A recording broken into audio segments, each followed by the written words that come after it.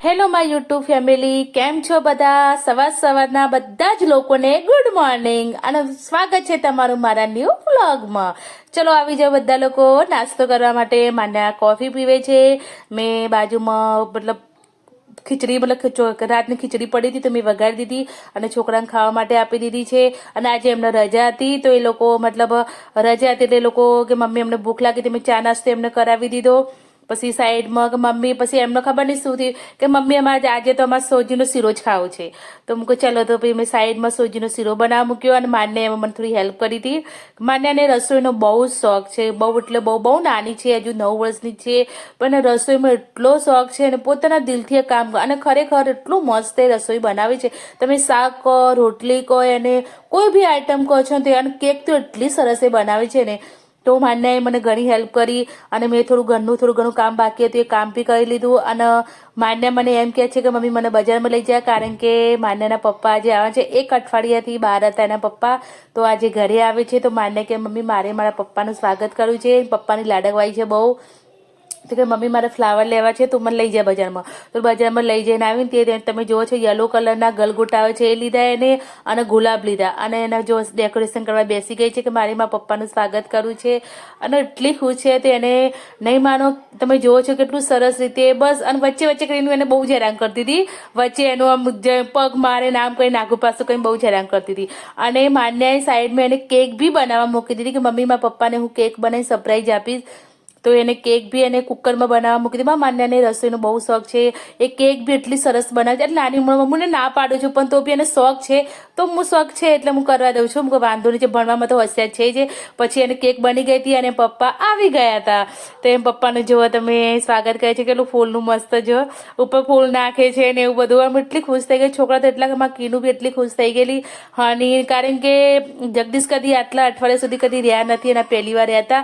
તો છોકરાઓ ઉદાસ થઈ ગયા, પપ્પા ક્યારે આવશે. તો એમ પપ્પાને બી ખુશ કર્યા ને એવું પોતે બી ખુશ થઈ ગયા. અમારા બાજુમાં અંજુબેન, વિરાટભાઈ ને બધા છે, એ લોકોનો ફૂલ સપોર્ટ હોય છે અમારો. અમે એકલા હોય તો બી એ લોકો ધ્યાન આપે. અમે સારું છે, અમારા પડોશી તરીકે અમને બહુ સરસ મળ્યા છે. અને માણસો બહુ સરસ છે. તો અમારે મજા આવે. અમે એકલા ના પડીએ, કારણ કે અમે જોડે જ રહીએ છીએ બધા. તો સુખ દુઃખમાં સહભાગી થઈ જઈએ અમે એકબીજાના. તો એમ પપ્પા ચોકલેટનો ડબ્બો લાવ્યા હતા. તો જો ચોકલેટ તો માન્યા એટલી ખુશ થઈ, કીનું ને હાનીને બધા ચોકલેટનો બહુ છે. પછી પપ્પાને માન્યાએ પાણી પીવડાવીને જો કેક લઈને આવી ગઈ છે. અને કેક કેવી બનાવી છે એને જે પણ એમ કહેવાનો મતલબ એવું છે કે એનો શોખ છે બનાવવાનો. અને તમે જો કેટલી સરસ આટલી નાની ઉંમરમાં કેક બનાવે. ના પાડો તો બી એને બહુ શોખ છે, તો પછી નહીં, પણ ચાલો એને શોખ છે તો કરવા દો. તે પપ્પા કેક કટિંગ કરે છે. અને અમને બધા લોકોએ પછી અમે બધા એકબીજાને કેક ખવડાવી. ખૂબ મજા આવી. અને હું બી થોડી આમ ભાવુક થઈ ગઈ, કારણ કે 1 અઠવાડિયા પછી એમ પપ્પા આવ્યા હતા. અને છોકરાને એકલા રાખવા, ઘરનું કામ કરવાનું, સ્કૂલનું આ તે, એટલે બહુ જ અઘરું. આમ તો પપ્પા હોય તો મને ફૂલ સપોર્ટ હોય છે. તો હવે કે વાંધો નહીં, હવે હું ઘરે જ છું. એટલે આમ તો અહીંયા પીએચમાં નોકરી કરે છે, પણ થોડું કામ હતું એટલે અઠવાડિયા માટે ગયા હતા. તો અમે લોકો પછી કેક કટિંગ કરીને ખાધ્યું ને એવું બધું. હવે તો જગદીશ ઘરે આવી જાય છે, હવે ચિંતા જેવું નથી. હવે તો અમને આમ એકલા છોકરા હોય તો એકલા છોકરાને રહું બહુ જ અઘરું છે. મારી મમ્મી બોલાવી હતી, પણ મમ્મીને ટાઈમ નહોતો, તે નથી આવી શકી. પછી પપ્પા કે વાંધો નહીં, હું શનિવારે તો જેવું આવી જઈશ, કે ચિંતા નહીં, તું ખાલી યાર તો 4-5 દિવસ કે છોકરાને સાચવી લેજે. તો કંઈ નહીં, છોકરાઓ બી મારા બહુ સરસ છે. મારી ત્યાં બેબી બહુ સરસ છે, મને ફૂલ સપોર્ટ કરે, કદી મને હેરાન નથી કરતી. આમ કીનું બહુ હેરાન કરે છે, પણ માન્ય હાની સમજાના છે, એ એમનું કામ પોતાનું જાતે જ એ લોકો કરી નાખે. કદી મને એમને હેરાન નથી કરી. કંઈ બી એમનું કંઈ કામ હોય તો પોતે કરે. કંઈ ના શક્ય થતું હોય તો જ એ મને કે મમ્મી આમ, કે પોતાનું એ કામ પોતે જ કરી નાખે. ખાલી હું એમના જે ખાવું પીવું હોય, જે એમને સ્કૂલ માટે રેડી કરવાનો એમનો નાસ્તો, એ બધું હું કરી દઉં. પણ જો નાનું મોટું કામ હોય તો પોતે કરે. ભણવાના ટાઈમે ભણી બી લે છે, ટ્યુશનના ટાઈમે ટ્યુશન બી જઈ આવે, બધું કરે. એમ સરસ છે મારી છોકરી. ભગવાને મને 3 દીકરીઓ આપી, બહુ સરસ આપી છે. Thank you God. અને તમે જોવો છો પછી માન્ય હાની કીધું એટલી મસ્તી કાઢે છે. જે સ્વાગતનું પતી ગયું, કેક કટિંગ થઈ ગઈ, જમી લીધું, એટલે એ લોકો પછી ફૂલ તમે જો કેટલી મસ્તી કાઢી. એમાં માન્ય તો બહુ જ ફૂલ આખા ઘરમાં તમે જુઓ તો એને ફૂલ કરી નાખેલું. પછી હું એને બોલી બી કે માન્ય ઘર કોણ સાફ કરશે, તું આટલું બધી મસ્તી કર, ઘરમાં નકરું ફૂલ.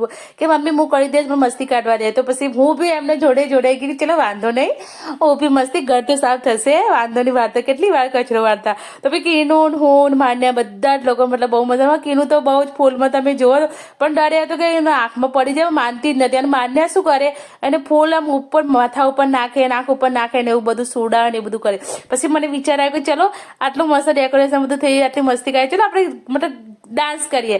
તો ડાન્સ હતો મને કંઈ એટલો બધો આવડતો નથી પણ આમ કે ચલો છોકરા બી રાજી રહે ઊભી રહે. તો મેં માન્ય સાથે અમે એક ગીત સોંગ ઉપર ડાન્સ કર્યો મસ્ત.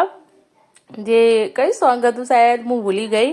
તો એ ગીત ઉપર મેં માન્ય સાથે ડાન્સ કર્યો, પછી હની સાથે ડાન્સ કર્યો, કીનુ સાથે ડાન્સ કર્યો, ખૂબ મસ્તી કરી, બહુ જ મજા આવી ગઈ. ખરેખર લાઈફમાં આવા નહીં કહેતા આવા પલ હોવા જ જરૂરી છે જે આપણે ખૂબ યાદગારી મતલબ બહુ સરસ હોય છે. અને આવો જે પલોને કદી ભૂલવો નહીં, એનું હંમેશા મતલબ રેકોર્ડ કરી દેવું. કારણ કે જ્યારે બી નવરા બેઠા કાંઈક એવું હોય તો જ્યારે બી આપણે જોયું તો આપણે યાદ આવે કે ના અમે બહુ જ મતલબ એન્જોય કરીએ, તો બહુ જ મજા આવી અમને. પછી અમે લોકોએ મતલબ ઘણા ડાન્સ કર્યા અમે તો. પછી એમ પપ્પા કહે કે ચલો હવે બહુ થઈ ગયું, કે હવે આ ઘરમાં કેવું કર્યું તો હોજ કામ તો કરી શકો ધીરે ધીરે. પણ અમને કોઈ છોકરા સાથે મસ્તી, પછી એ બી મસ્તી મતલબ એ બી મસ્તી કરવા માંડ્યા. અમે બહુ જ મસ્તી કરી. પછી હની સાથે હની ક્યારે મારા હની ડાન્સ નથી કરતી, હની નથી ફાવતું નહીં ડાન્સ કરતા, ગરબા કશું એને ફાવતું નથી. તો બી એને હું જબરજસ્તી લેતી આવીને ડાન્સ કરાવડાય.